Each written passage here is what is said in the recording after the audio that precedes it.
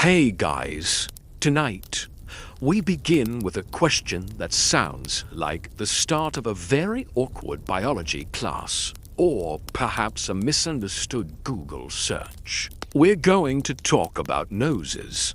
I know, it's not exactly the scandal of the century, and it's certainly not a story about a French king accidentally setting himself on fire while dressed as a savage, though. We have plenty of time for that sort of thing later. Tonight, we are floating over to the east. We are going to settle in for a long, meandering, and hopefully very sleepy look at why we look the way we look. Specifically regarding the facial architecture of East Asia. And then, because nature is never satisfied with just giving us a biological trait and leaving it alone, we're going to drift into the lives of the people who carried these traits, the emperors, the consorts, and the terrifyingly powerful dowagers who lived in the drafty, echoing halls of the Forbidden City and beyond. So, go ahead and dim the lights. If you're holding your phone, put it down. If you're staring at the ceiling wondering why you said that one thing to your co-worker 4 years ago, stop it. It's gone. It's history. And speaking of history, let's get comfortable. The topic at hand is the real reason Asians have smaller noses. It sounds like clickbait, but the answer is actually just weather. Really, really bad weather. To understand why 1 billion people look a certain way, we have to rewind the clock back about 20,000 to 30,000 years. We aren't talking about the Ming Dynasty yet. We aren't even talking about the Jia Dynasty. We are talking about the last glacial maximum. This is a fancy scientific way of saying the time when Earth decided to become a freezer burn victim. During this time, a specific group of humans found themselves isolated in a region that corresponds to modern-day Northeast China and Siberia. Now, if you've never been to Siberia in the winter, don't go. It's not a vacation spot. It's a place where the air tries to actively hurt you. And this is where the nose comes in. You see, the nose isn't just 2 holes in the middle of your face for smelling soup or getting stuffy when you have a cold. It is, functionally, an HVAC system. It is an air conditioner and a heater. Its job is to take the air from the outside world and condition it so that by the time it hits your delicate, pink, dramatic lungs, it is warm and moist. If you are a human living in a hot, humid place, say, along the equator, you don't need much help. The air is already warm and wet. You can afford to have a big, broad nose with wide nostrils, because the air doesn't need to be processed. It's ready to go. But if you are stuck in the glacial steppes of northern Asia during the Ice Age, the air is cold, and not just put on a sweater cold. It is flash freeze your alveoli cold. It is also exceptionally dry. If you breathe in that dry, freezing air directly through a wide, short passage, you damage your lung tissue. You lose body heat and moisture at a rate that is, frankly, unsustainable. So evolution, being the slow and messy designer that it is, started making adjustments. It favored a narrower, flatter nose. Why? Because a narrower nose restricts the airflow just enough to create turbulence. It forces the air to bounce around inside the nasal cavity a bit longer, coming into contact with the mucous membrane, specifically the maxilloturbinals, which sounds like a car part, but is actually inside your face. This warms the air and humidifies it before it goes down the hatch. Also, a flatter face has less surface area exposed to the biting wind.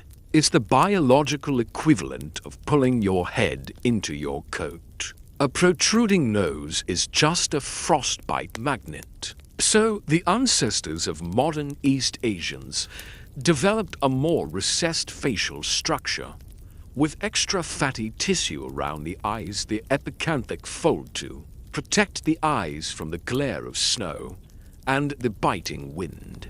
Basically, the East Asian look was designed by nature as the ultimate winter survival suit. But here is where it gets weirdly specific. It wasn't just a slow drift. Scientists found a specific gene mutation.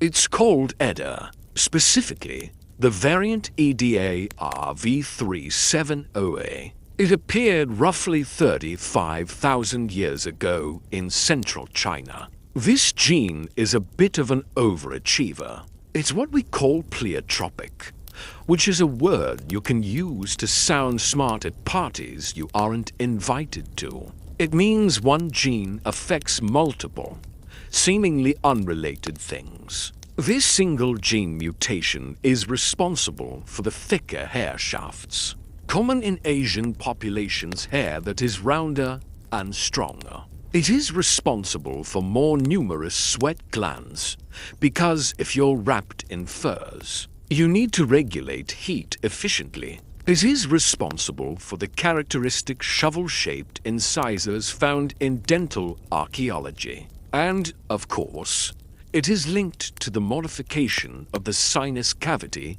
and the nose. So, because a small group of hunter-gatherers needed to survive an apocalypse of ice, we ended up with the physical foundation for the greatest dynasties in human history. But, of course, survival is only the first step.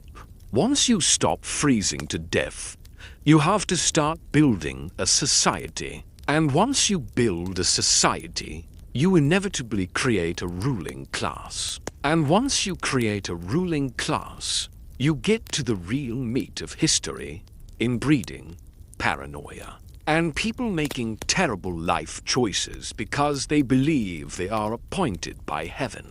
Let's float forward in time. The ice has receded. The nose has done its job.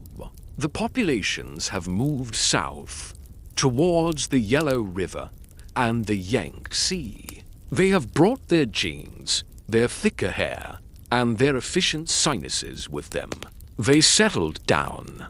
They learned to farm rice and millet, and they decided that they needed someone to be in charge. Enter the concept of the Son of Heaven. Now, European history is full of kings who claimed God chose them, usually after they killed all the other guys who claimed God chose them.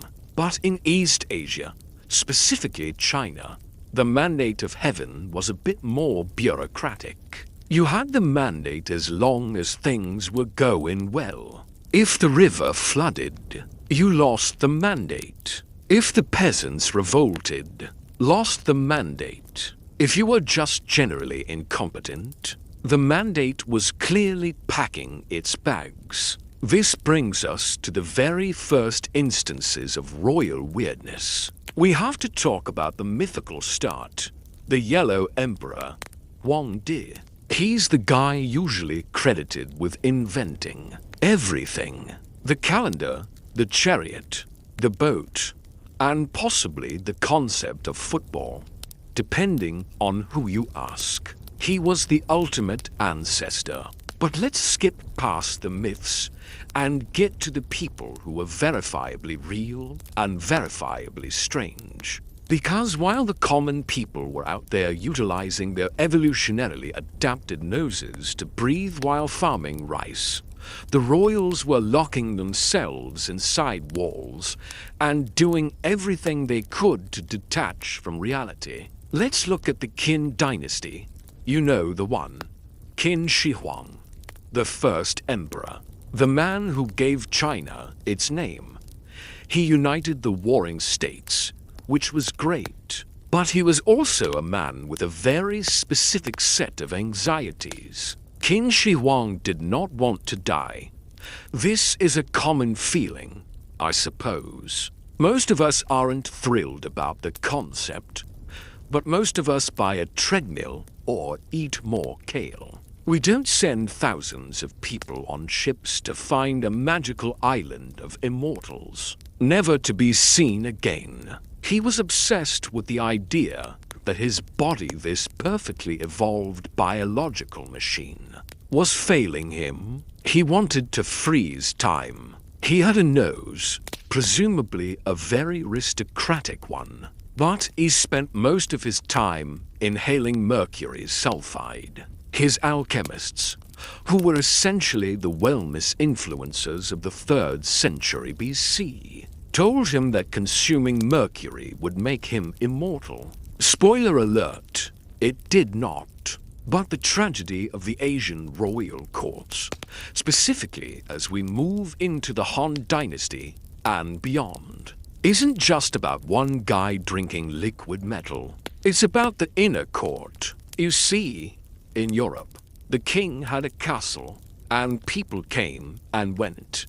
In the Forbidden City, or its earlier iterations, the emperor was the prisoner of his own biology and his own bureaucracy. He was surrounded by thousands of people, but he was genetically isolated. And this is where we start to see the divergence. We often talk about the Habsburg jaw in Europe, that jutting chin caused by uncles marrying nieces for 300 years. In East Asia, the royal look was maintained not just by intermarrying, but by a system of concubinage that was supposed to prevent inbreeding, but often just created a different kind of mess. The emperor would have an empress, and then he would have consorts, and then concubines, ranked in a hierarchy that was more complicated than the US tax code. The idea was to ensure an heir,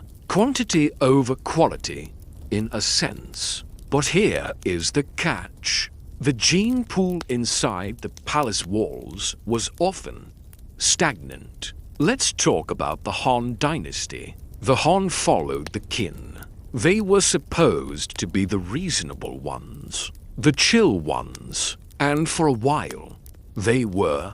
But then we get to Emperor Wu of Han. He was brilliant. He expanded the empire. He fought the Xiongnu, the ancestors of the Huns, who definitely needed those EDA gene adaptations for the steppe winters. But Emperor Wu had a problem. He was incredibly superstitious, and he had a lot of family drama. The problem with these dynasties wasn't usually physical deformity, like the Habsburgs. It was psychological meltdown caused by the pressure of the bloodline. Consider the case of the witchcraft. Subversion incident in 91 BC. This is what happens when you have a bored, paranoid royal family living in a closed ecosystem. Emperor Wu was getting old. He was getting sick. He was hallucinating. And because he was the son of heaven, he didn't assume maybe I have the flu. He assumed someone is using wooden dolls to curse me. His court was filled with people who were all related to each other in varying degrees of distance.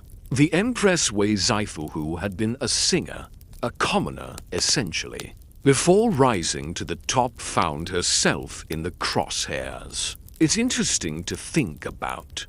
Here is a woman who rose because of her beauty that's specific. Adapted beauty we talked about earlier.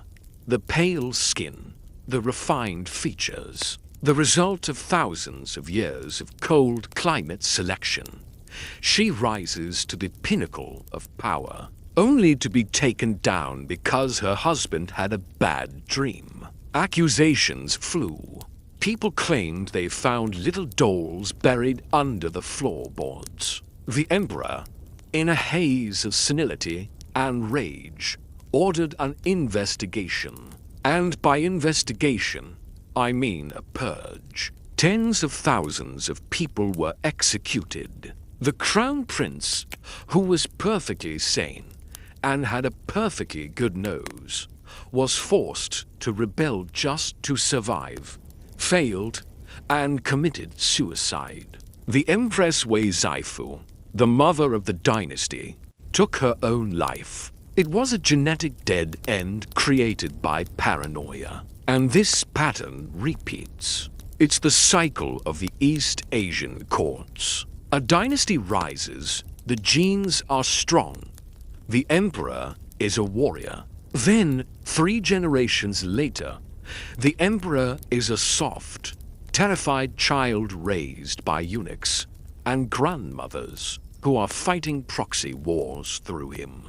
We don't see the Habsburg jar because the pool of concubines constantly refreshed the genetics from the outside world. If the emperor was looking a bit sickly, they could bring in a healthy girl from a provincial governor's family. It was a genetic safety valve that Europe didn't really use. However, that didn't stop them from keeping it in the family when they could. Let's slide over to a particularly tragic example of keeping it in the family that didn't result in a physical deformity, but an emotional catastrophe. We need to talk about the marriages of the Fujiwara clan in Japan. While China was purging its courts, Japan was over in the Heian period, developing a level of aesthetic snobbery that is honestly impressive. The Heian Court 7941-1185 was all about looks.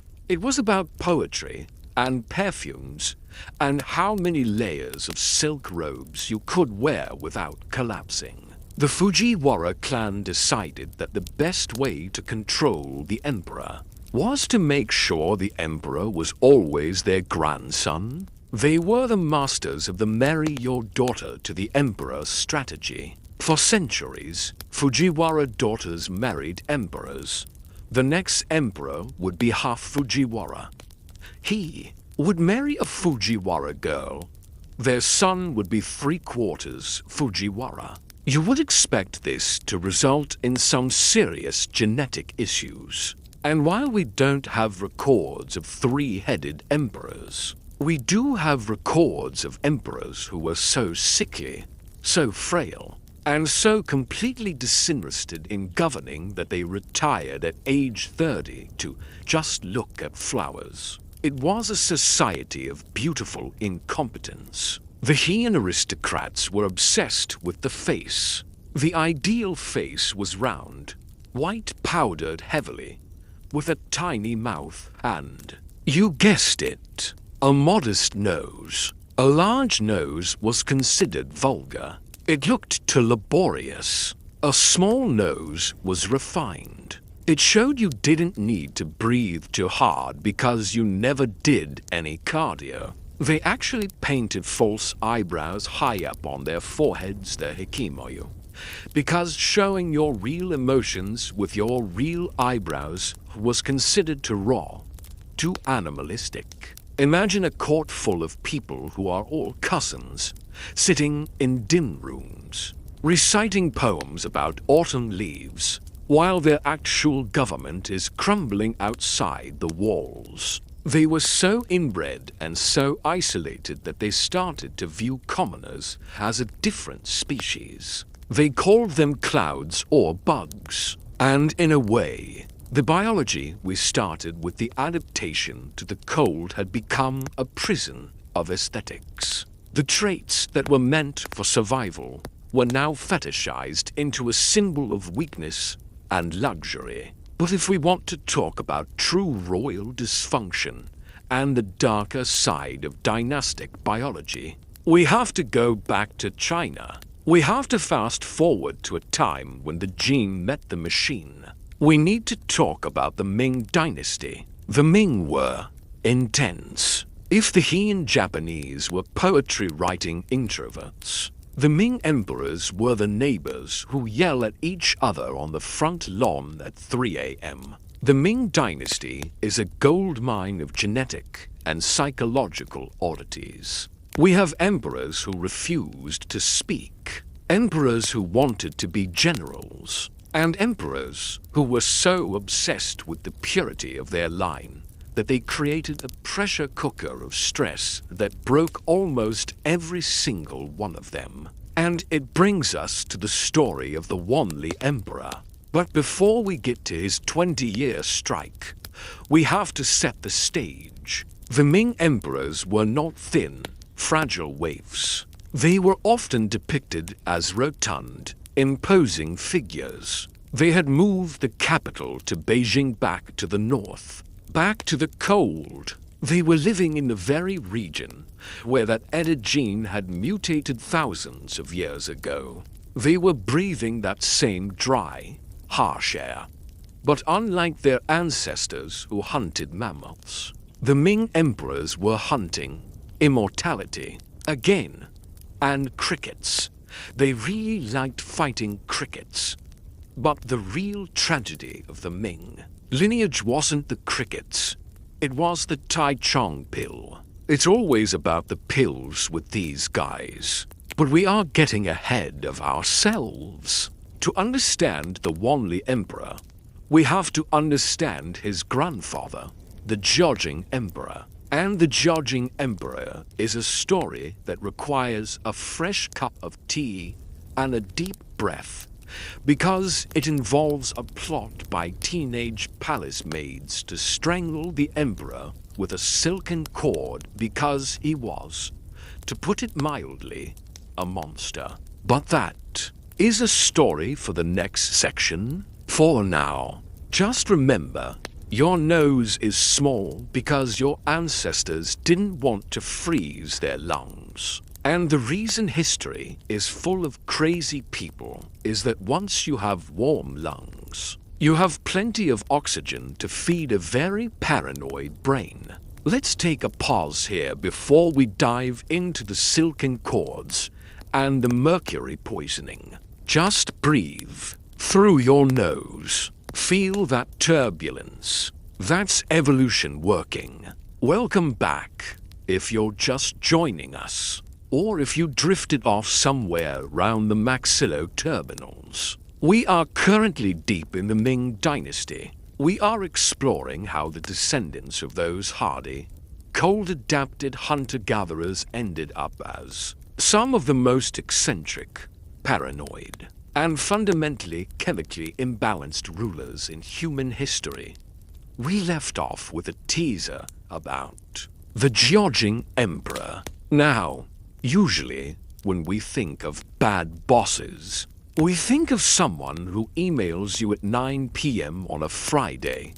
The Jiaojing Emperor, who ruled from 1521 to 1567, was a bad boss on a scale that requires a new category of HR violation. He was a devout Taoist, which sounds chill loss of flowing water and balance, but Jiaojing's version of Taoism was less. Meditation and tea and more obsessive alchemy and immortality hunting. He was terrified of death. This seems to be a recurring theme. The man had absolute power over millions of people. Yet he spent his nights shaking because he knew that one day his heart would just stop beating, like a common peasant's. So he turned to alchemists. Now, Chinese alchemy is fascinating.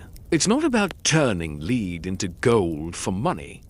It's about refining the body into something eternal. But the ingredients were a problem.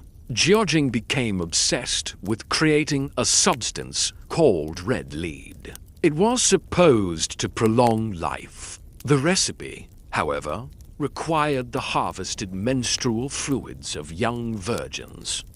I know, it's gross, it's dark, but it's history.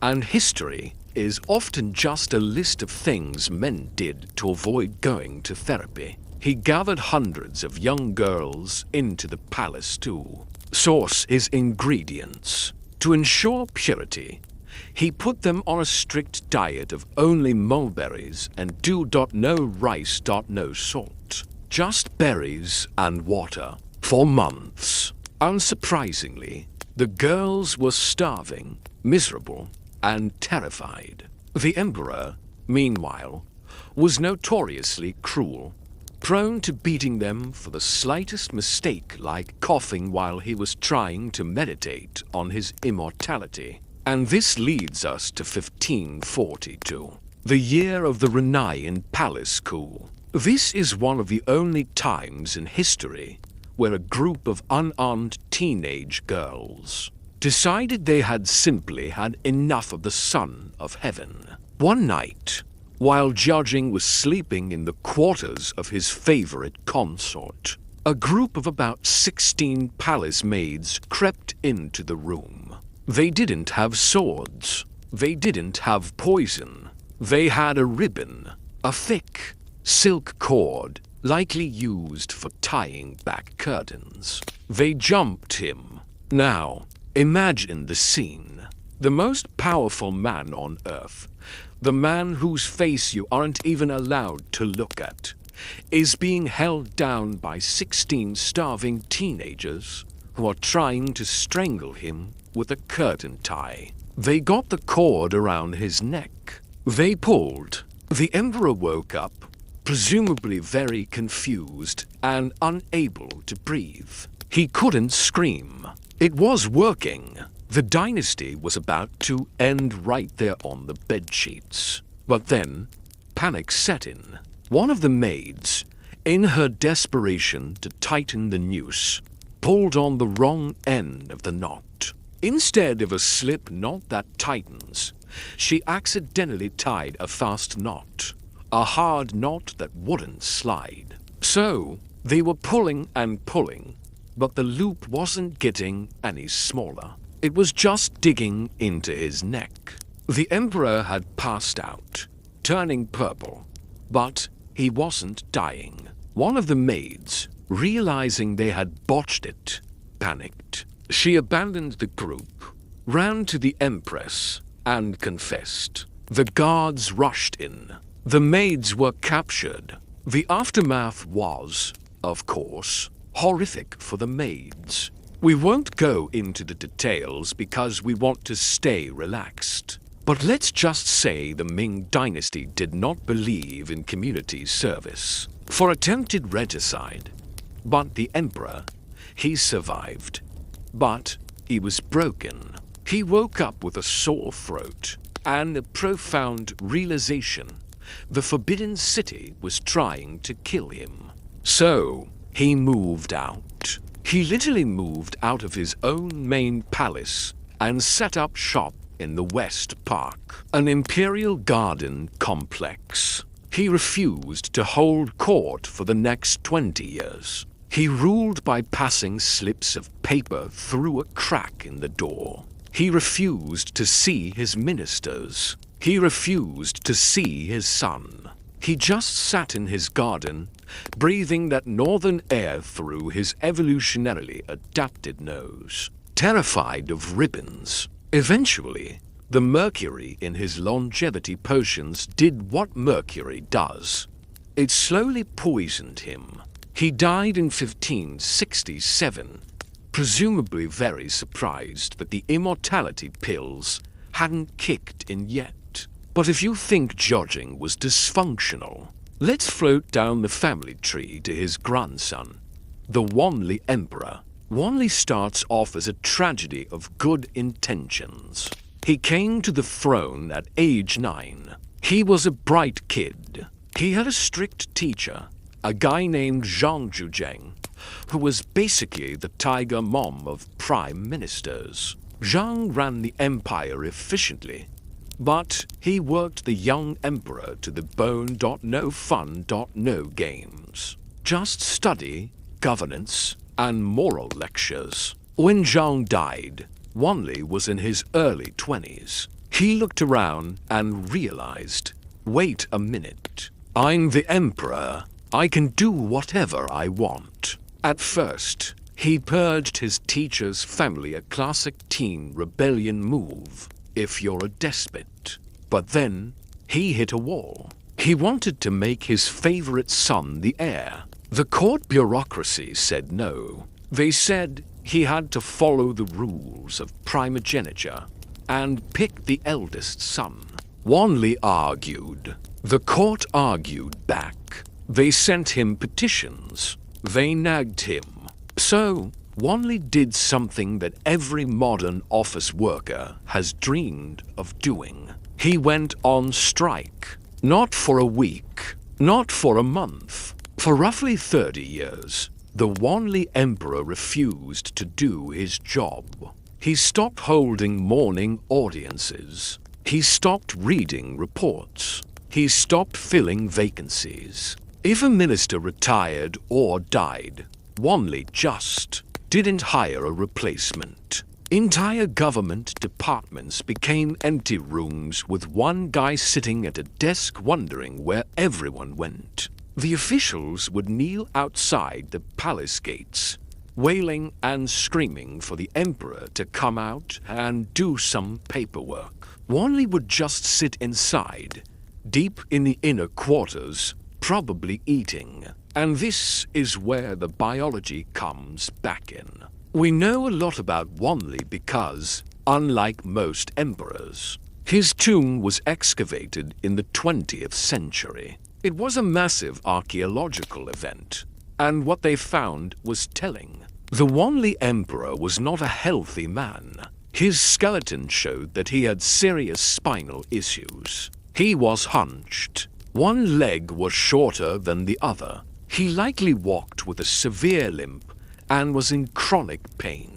Historians used to think he was just lazy or spiteful. But looking at his bones, we realize he was probably miserable. And how did he cope with the pain? Opium. Traces of morphine were found in his bones. The Emperor of China, the son of heaven, was likely spending his decades of strike lying on a divan, high as a kite, eating rich foods, and trying to forget that his back hurt, and his ministers were annoying him.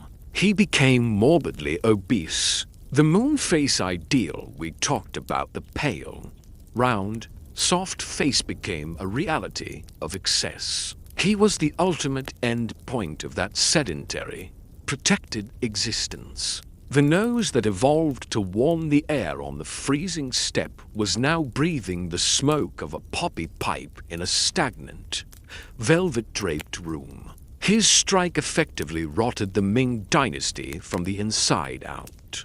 By the time he died in 1620, the empire was a hollow shell. The soldiers hadn't been paid, the dikes hadn't been fixed, and up in the north, back in the land of the ice and snow, a new power was rising.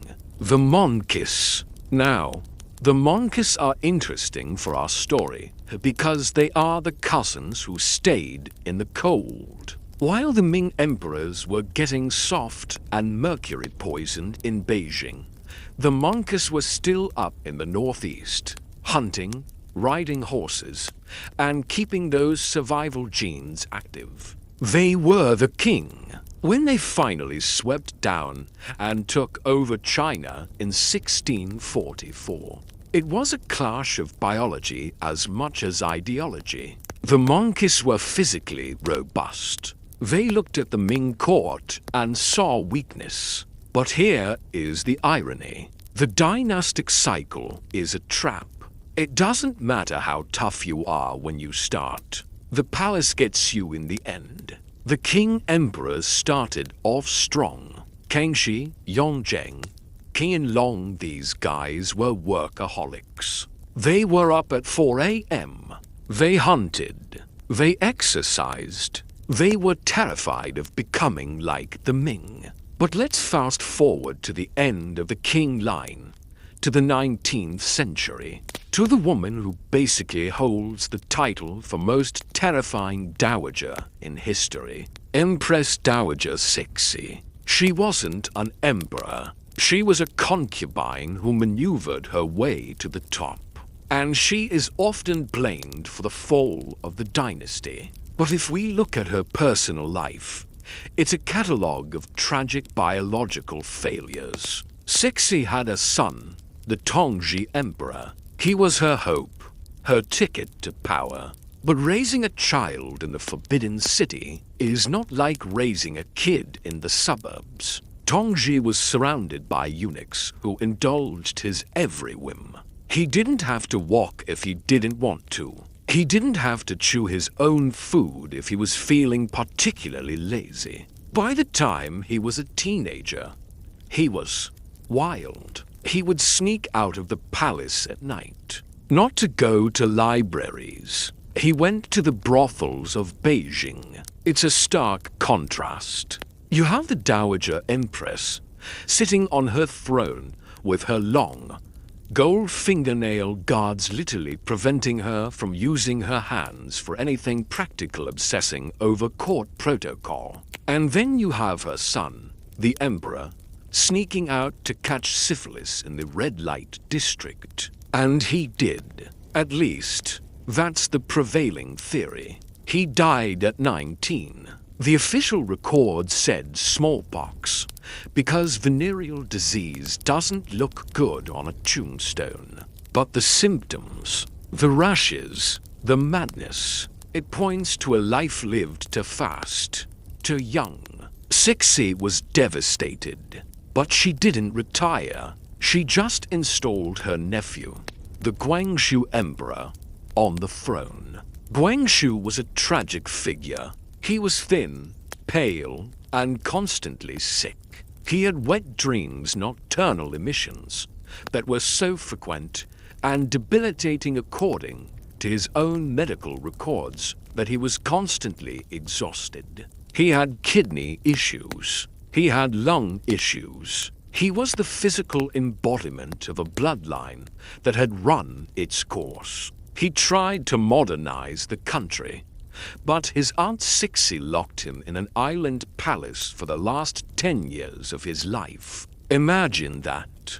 You are the emperor. You have the gene for the perfect nose, but you are locked in a room by your aunt, staring at a lake, while your empire collapses around you. In 2008, forensic scientists finally tested Guangxu's hair. They found arsenic. Massive amounts of arsenic. He died one day before Cixi died. It is almost certain that she, or her faction, poisoned him to ensure he wouldn't outlive her and change her policies. A final, bitter dose of chemistry to end the dynasty. So, we've looked at the East. We've seen how the coal forged a face, and how the palace broke the people behind it. But you might be thinking, that's all very tragic, but didn't Europe have its own problems? Didn't they have kings who thought they were made of glass?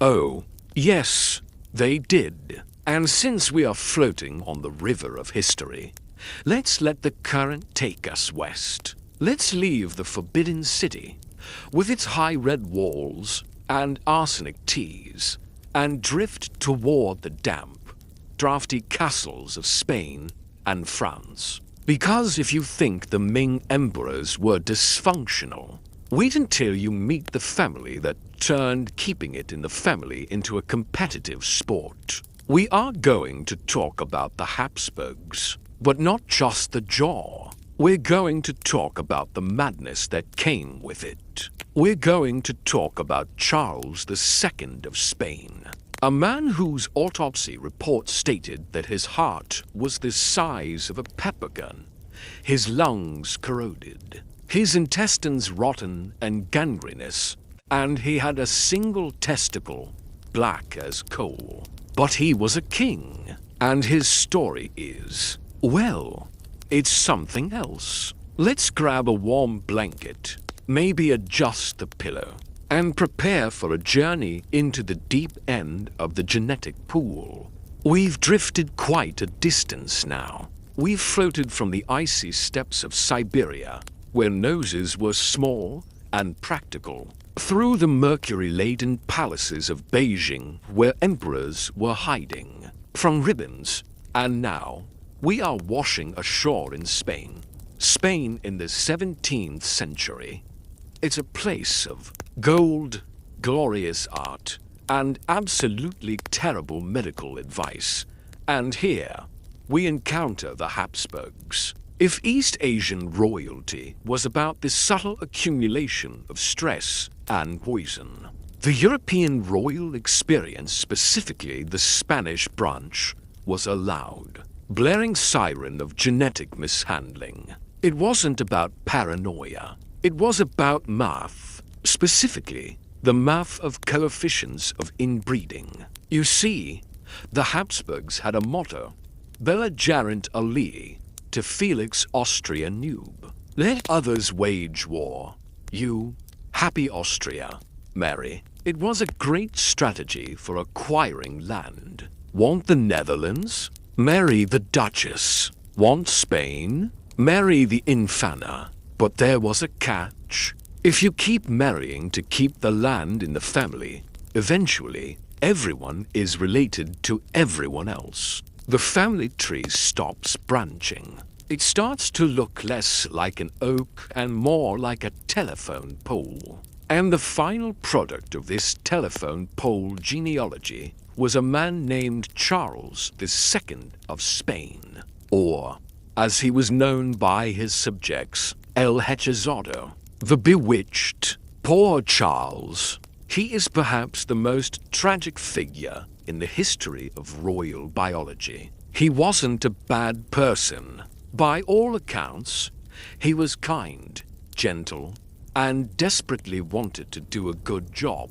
But his DNA was fighting a civil war against itself. To put it in perspective, if your parents were brother and sister, your inbreeding coefficient would be 25%. Charles II's coefficient was 25.4%. He was more inbred than the child of two siblings, simply because his parents were uncle and niece. But their parents were cousins, and their parents were cousins, and so on, back to the 1500s. When Charles was born in 1661, the ambassadors didn't send congratulations. They sent reports that sounded more like panicked medical journals. They noted that the baby had a head covered in scabs, and that he was so weak he was carried on a pillow. His jaw, the famous Habsburg jaw, or mandibular prognathism, was so pronounced that his teeth didn't meet. He couldn't chew. He had to swallow his food whole, which led to lifelong indigestion. His tongue was so large he could barely speak. Now, you would think that a child this fragile would be given the best care. But remember, this is 17th century Spain. Care meant keeping him indoors, away from fresh air, and surrounding him with people who were terrified that a gust of wind would kill him. He wasn't allowed to walk until he was 8 years old. He wasn't taught to read until he was 10. Why bother teaching a king to read if you don't expect him to survive puberty? But Charles, against all odds and medical logic, kept living. His mother, Mariana of Austria, who was also his father's niece, because of course she was fiercely protective. But she was also prone to the same superstitious dread we saw in the Chinese courts. When Charles started having seizures or fits of melancholy, they didn't call a neurologist. They called an exorcist. This is where the moniker the Bewitched comes from. The court was convinced that Charles wasn't sick. He was cursed. They believed someone had put a hex on him. So, they subjected this poor, frail man to exorcisms. Imagine being the king of the largest empire on earth, owning lands from Manila to Mexico, And your Tuesday afternoon consists of a monk screaming at you in Latin while splashing you with holy water because your stomach hurts. It's heartbreaking. Charles knew he was different. He knew he was failing. He married twice, trying desperately to produce an heir. His first wife, Marie-Louise of Orleans, was a French princess who loved fashion and riding horses. She arrived in the gloomy Spanish court and essentially died of boredom and depression. Charles loved her deeply. When she died, he was inconsolable. He married again to Maria Anna of Neuburg. She was less nice. She was arguably there just for the politics. And when it became clear that Charles couldn't give her a child because, biologically, he was likely sterile, the court turned into a battlefield. Everyone was waiting for him to die. The vultures were circling. France wanted the throne. Austria wanted the throne. And Charles was just sitting there, in his drafty palace, feeling his body falling apart. He started to lose his hair. He lost his teeth. He went deaf. Toward the end, he demanded that the coffins of his ancestors be opened. He went down into the crypt of the Escorial. He looked at the rotting corpse of his father and the corpse of his first wife. He reportedly touched her body and wept, saying, "I will be with you soon." It's a scene of Gothic horror that no writer could invent. When he finally died in 1700, at the age of 38, the autopsy revealed the extent of the damage. The physician, Dr. Pedro Gargantilla, wrote that his body did not contain a single drop of blood. His heart was the size of a peppercorn, his lungs corroded, his intestines rotten and gangrenous. He had a single testicle, black as coal, and his head was full of water. It was a total systemic collapse. The Habsburg line in Spain ended not with a bang, but with a medical report that reads like a nightmare. But let's not stay in the crypt. It's too cold down there. Let's float up, out of the Escorial, and head north. Because while Spain was dealing with the physical deformities of inbreeding, England was dealing with a different kind of royal madness. We're going to float over to the Georgian era, to the time of wigs and tea, and the American Revolution. We need to talk about King George III. You know him, the Mad King, the guy who lost America. But the story of George isn't about inbreeding. His family tree was actually a bit more like a bush than a pole. His story is about a mystery illness that turned a capable, intelligent man into a raving lunatic, only to give him back his sanity, and then take it away again. George was actually a pretty good guy. He was faithful to his wife, Queen Charlotte, which was rare for a king. He liked farming. He was called Farmer George. He was boring in a good way. But in 1788, things went wrong. It started with a stomach ache. Then his voice became hoarse. And then he wouldn't stop talking. He talked until foam ran from his mouth. He talked until his voice was gone. He talked for 24 hours straight, and what he was saying didn't make any sense. He claimed he could see Germany through a telescope in his garden. He once famously got out of his carriage in Windsor Great Park and shook hands with an oak tree, believing it was the King of Prussia. Now, imagine being a courtier. You can't tell the king to shut up. You can't tell him he's talking to a tree. You just have to stand there and nod. Yes, Your Majesty. The King of Prussia looks very barky today.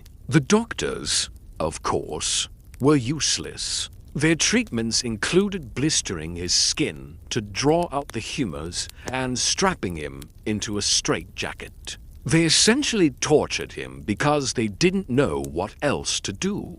For a long time, historians thought this was porphyria, a genetic blood disorder that turns your urine blue. Yes, really, blue urine.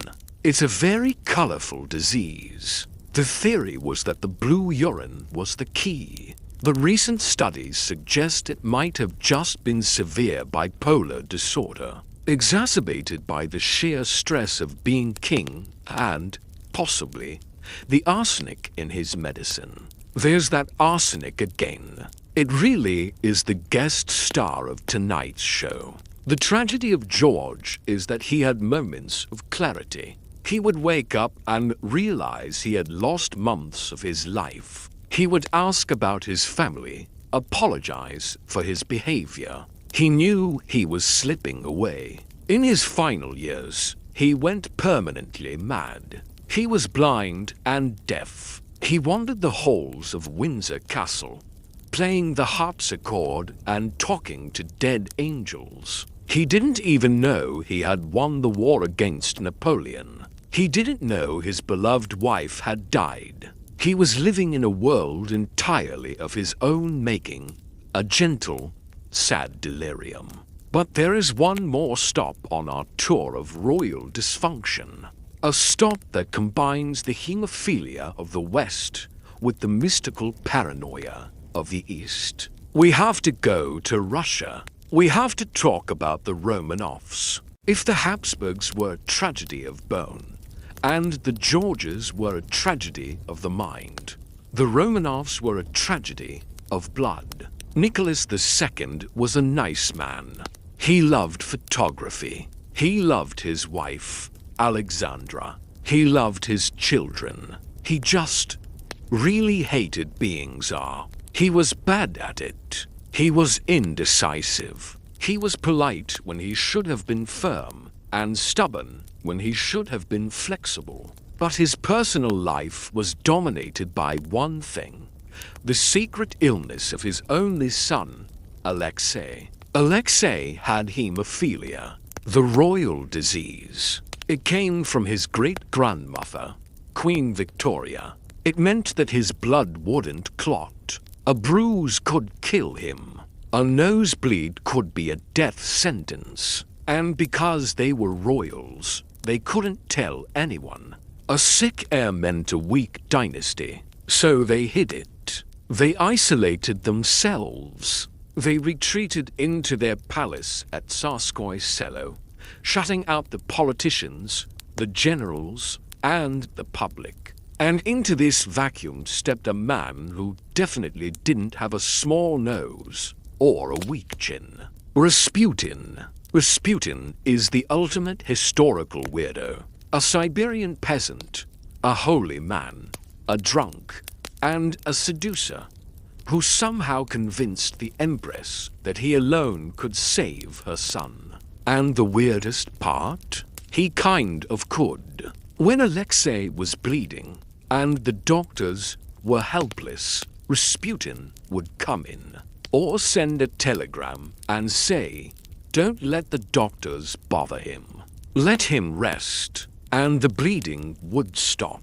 Was it magic, hypnosis, or just the fact that he told the doctors to stop giving the kid aspirin, which thins the blood? We don't know, but the result was that a dirty, illiterate mystic from Siberia became the most powerful man in the Russian Empire. He appointed ministers. He gave military advice. He scandalized the entire country. It's the ultimate collision of our themes. You have the ancient, cold-adapted genes of a Siberian peasant crashing into the inbred, fragile bloodline of European royalty. The Wild East meeting the over-civilized West. And it ended, as these things always do, with violence. Rasputin was murdered. It took poison, bullets, and drowning to finish him off. A tough constitution, indeed. And the Romanovs. Well, we know how that ended. In a basement in Yekaterinburg. So, where does that leave us? We've traveled from the Ice Age to the 20th century. We've looked at noses, chins, livers, and blood. We've seen that biology is a cruel master. It doesn't care if you are a peasant or an emperor. It shapes your face to fit the wind. It twists your mind if you isolate yourself. It breaks your body if you marry your cousin. But there is something comforting in it, too. These people, these gods on earth, were just people.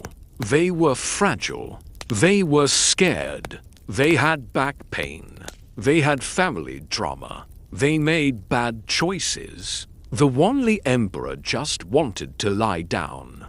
Charles II just wanted to not be in pain. George III just wanted to talk to his trees. They remind us that history isn't just dates and battles. It's a collection of bodies. Bodies that get cold. Bodies that get sick. Bodies that need to breathe. So, as you lie there, hopefully warm and comfortable, take a deep breath. Feel the air move through your nose. Appreciate that your jaw works. Appreciate that you aren't currently being chased by teenage palace maids with a silk cord. It's a good night to be ordinary. Sleep well.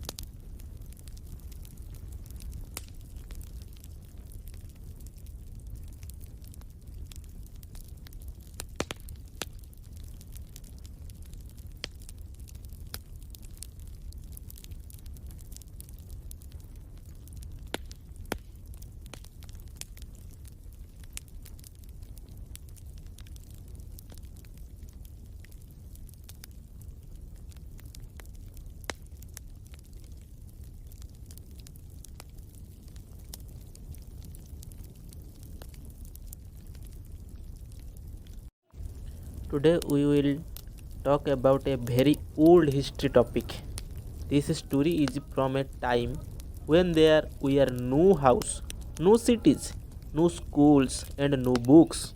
This is the story of fire. Fire is not just a thing but that burns. Fire changed everything. Fire made human different from animals. Without fire there would be no food like today, no protection, no progress, and maybe no modern world. This is the story of how fire slowly changed human life step by step. Long, long ago, humans were very weak. They had no clothes, no proper homes, and no weapons. They lived in forest and open land. They were always afraid. Big animals hunted them, cold weather, hot there, dark nights scared them. Human ate raw food. Raw meat was hard to chew. Raw plants were bitter and dangerous. People got sick easily. Many people died young. Life was very hard. The first time humans saw fire. Yes, fire was not first made by human. Fire came from nature. Lighting heat trees, volcanoes burned land, dry forest caught fire. Early humans saw fire from far away. They saw bright light. They felt heat. At first, they were scared. Fire was dangerous. Fire burned skin. Fire destroyed trees. But humans are curious. They watched fire carefully. Slowly, humans understood something important. Fire is dangerous, but fire is also useful. Fire give heat, fire give light. People start keeping fire interested of running away. They carried burning wood from natural fire. They portrayed that fire carefully. If fire dead, life became hard again. Fire became like a friend. Fire and warmth. Cold weather was deadly before fire. Winter killed many people. People slept at night. Fire changed this.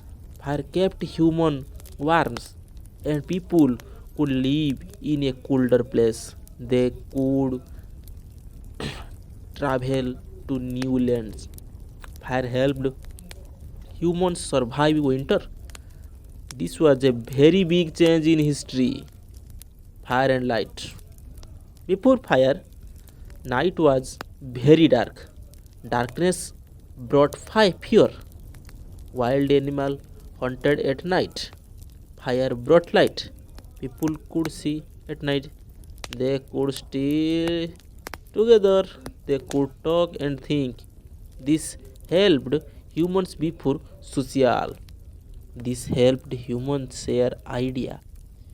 Fire created community. Fire and protection. Fire scared wild animal. Animal were afraid of flame. They stayed away from fire. Humans used fire as protection. They slept near fire. This saved many lives. Fire became a side. Fire and cooked food. This was one of the biggest change in human history. Yes, human learned to cook food.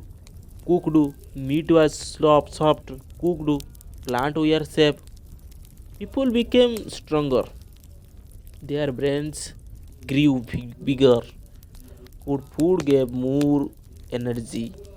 Scientists believe Cooking helped human become intelligent. Fire helped create the human brain. Fire and tools. Fire helped humans make tools.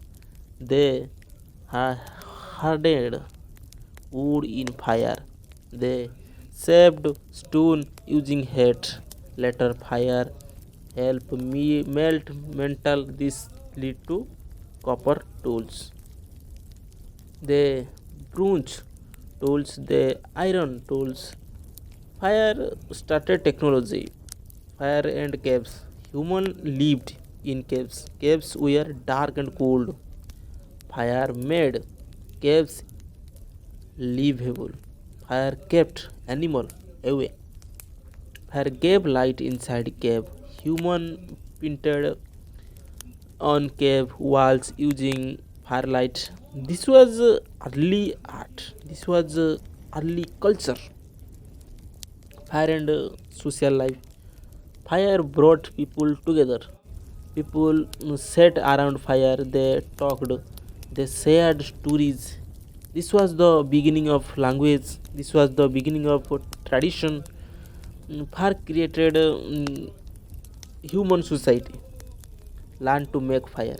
At first, human protected natural fire. Later, they learned to make fire. They rubbed stones, they rubbed wood. This was a huge discovery. Now fire was always available. Human we are no longer dependent on nature. This was the freedom. Fire and migration. Fire allowed humans to move. They went to good lands. They crossed mountains.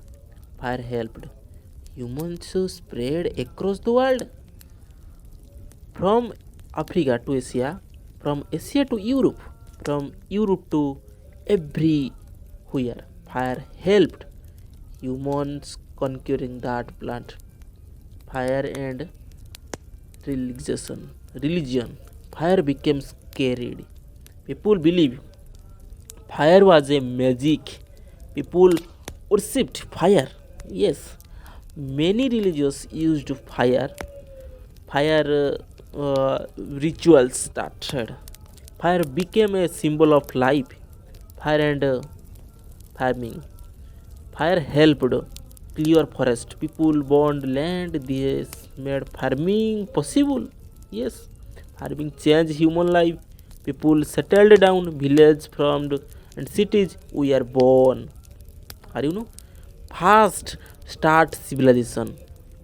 Fire and industry. Thousands of years later, fire powered machine, fire boiled water, steam and gas were born.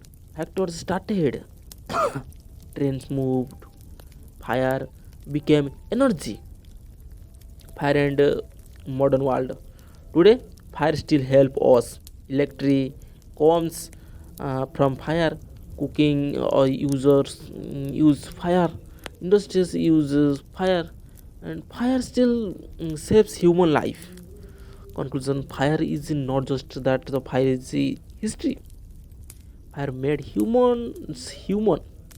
Without fire, there would be no civilization, no cities, no technology. Fast is the greatest discovery in human history.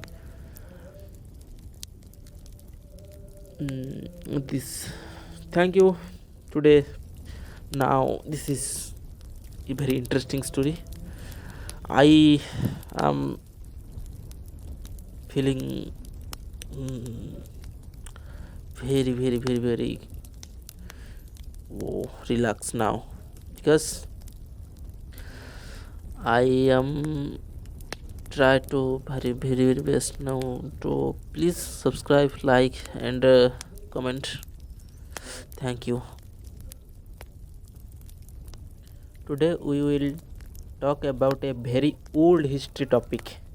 This story is from a time when there were no house, no cities, no schools, and no books. This is the story of Fire. Fire is not just a thing, but that burns. Fire changed everything. Fire made human different from animals. Without fire, there would be no food like today, no protection, no progress, and maybe no modern world. This is the story of how fire slowly changed human life step by step. Long, long ago, humans were very weak. They had no clothes, no proper homes, and no weapons. They lived in forest and open land. They were always afraid. Big animals hunted them, cold weather hot there, dark nights scared them. Human ate raw food. Raw meat was hard to chew. Raw plants were bitter and dangerous. People got sick easily. Many people died young. Life was very hard. The first time humans saw fire. Yes, fire was not first made by human. Fire came from nature. Lighting heat trees, volcanoes burned land, dry forest caught fire. Early humans saw fire from far away. They saw bright light. They felt heat. At first, they were scared. Fire was dangerous. Fire burned skin. Fire destroyed trees. But humans are curious. They watched fire carefully. Slowly, humans understood something important. Fire is dangerous, but fire is also useful. Fire give heat, fire give light. People start keeping fire interested of running away. They carried burning wood from natural fire. They portrayed that fire carefully. If fire dead, life became hard again. Fire became like a friend. Fire and warmth. Cold weather was deadly before fire. Winter killed many people. People slept at night. Fire changed this. Fire kept human warm and people could live in a colder place. They could travel to new lands. Fire helped humans survive winter. This was a very big change in history. Fire and light. Before fire, night was very dark. Darkness brought fear. Wild animal hunted at night. Fire brought light. People could see at night. They could stay together. They could talk and think. This helped humans before social. This helped humans share idea. Fire created community. Fire and protection. Fire scared wild animal. Animal were afraid of flame. They stayed away from fire. Humans used fire as protection. They slept near fire. This saved many lives. Fire became a side. Fire and cooked food. This was one of the biggest change in human history. Yes, human learned to cook food. Cooked meat was soft. Cooked plant were safe. People became stronger. Their brains grew bigger. Good food gave more energy. Scientists believe cooking helped human become intelligent. Fire helped create the human brain. Fire and tools. Fire helped humans make tools. They hardened wood in fire. They shaped stone using heat. Later, fire helped me melt metal. This lead to copper tools. They bronze tools. They iron tools. Fire started technology. Fire and caves. Human lived in caves. Caves were dark and cold. Fire made caves livable. Fire kept animal away. Fire gave light inside cave. Human painted on cave walls using firelight. This was early art. This was early culture. Fire and social life. Fire brought people together. People sat around fire, they talked, they shared stories. This was the beginning of language, this was the beginning of tradition. Fire created human society, learned to make fire. At first, human protected natural fire. Later, they learned to make fire. They rubbed stones, they rubbed wood. This was a huge discovery. Now fire was always available. Human we are no longer dependent on nature. This was the freedom. Fire and migration. Fire allowed humans to move. They went to good lands. They crossed mountains. Fire helped humans spread across the world, from Africa to Asia, from Asia to Europe, from Europe to everywhere. Fire helped humans conquering that plant. Fire and religion. Religion. Fire became scared. People believe fire was a magic. People worshipped fire. Yes, many religions used fire. Fire rituals started. Fire became a symbol of life. Fire and farming. Fire helped clear forest. People burned land. This made farming possible. Yes, farming changed human life. People settled down. Villages formed and cities were born. Are you know? Fast start civilization. Fire and industry. Thousands of years later, fire powered machine, fire boiled water, steam and gas were born. Factors started, trains moved, fire became energy. Fire and modern world. Today, fire still help us. Electric comes from fire. Cooking or users use fire. Industries uses fire, and fire still saves human life. Conclusion: fire is not just that the fire is the history. Fire made humans human. Without fire, there would be no civilization, no cities, no technology. Fast is the greatest discovery in human history. This, thank you today. Now this is a very interesting story. I am feeling mm, very relaxed now, because I am try to very best now to please subscribe, like, and comment. Thank you. Today we will talk about a very old history topic. This story is from a time when there were no house, no cities, no schools, and no books.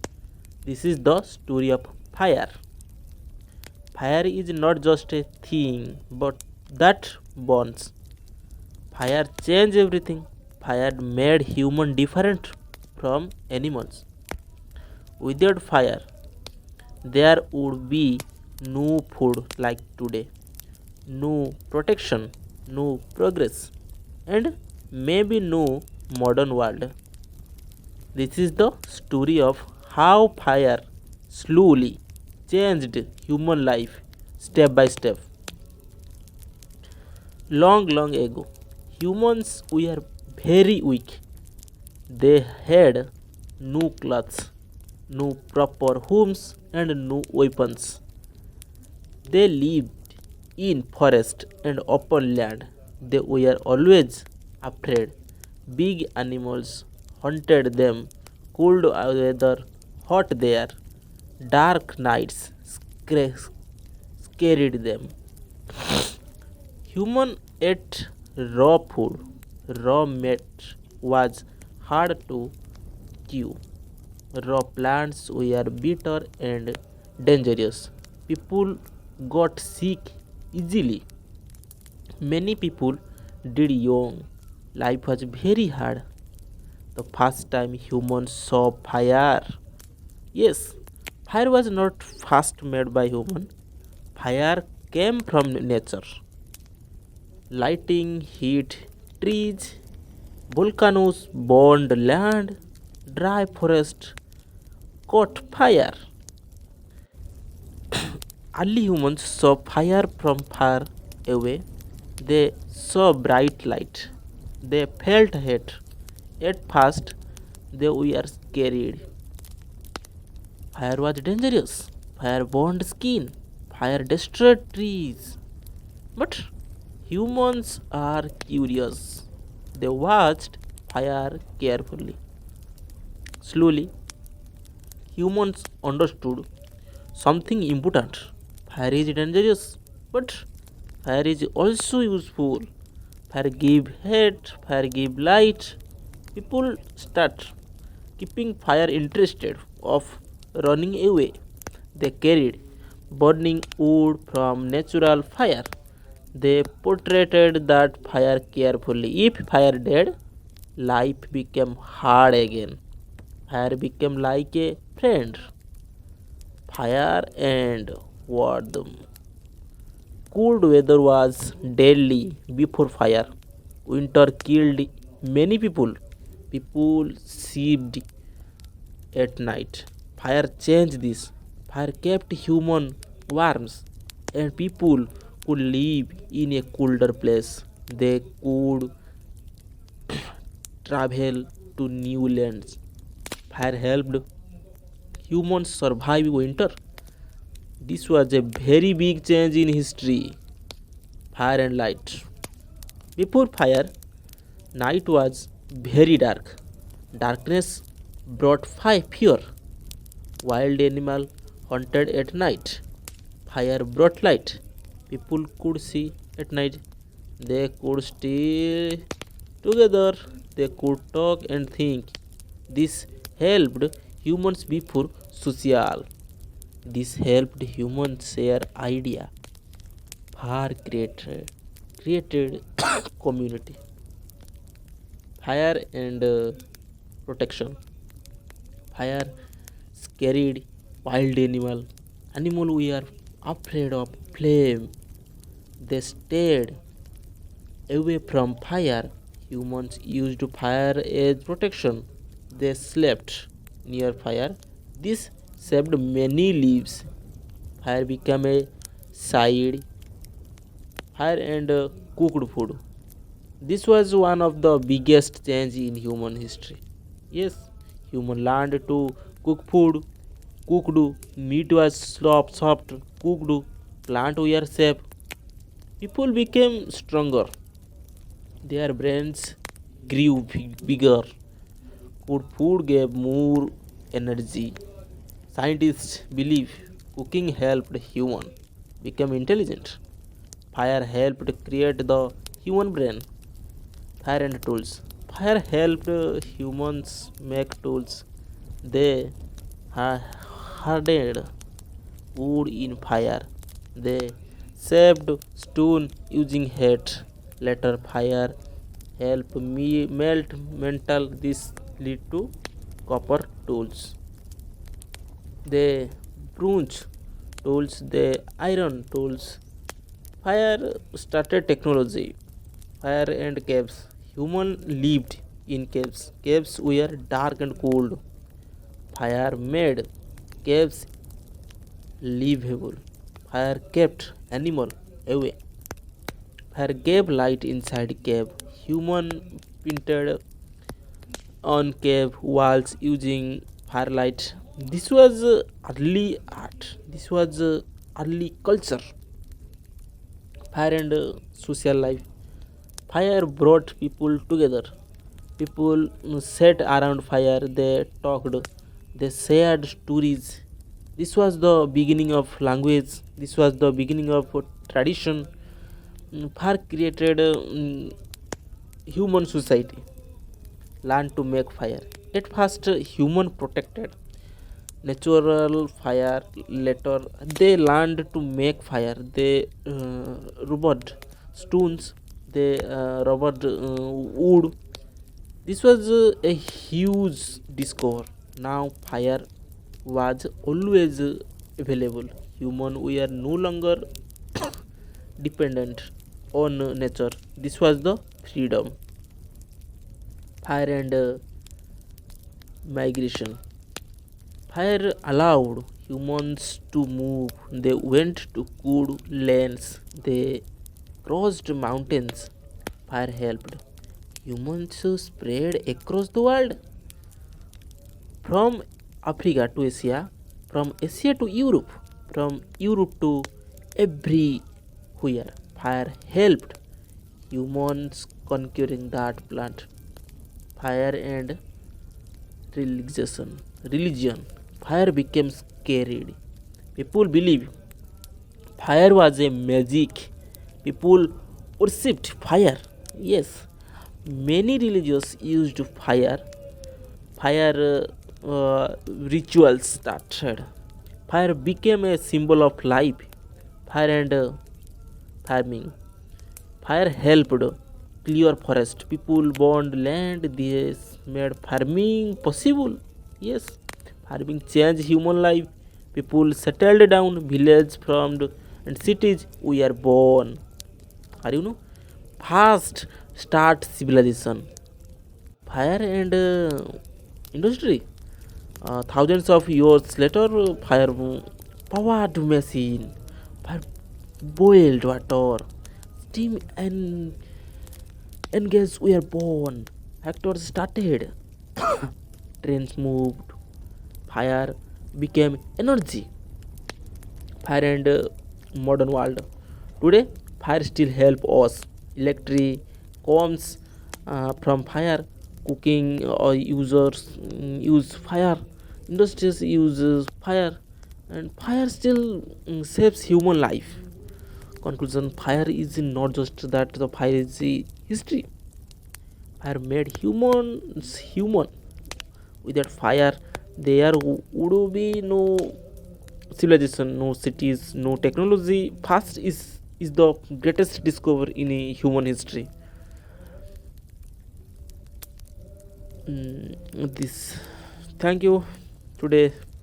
Now this is a very interesting story.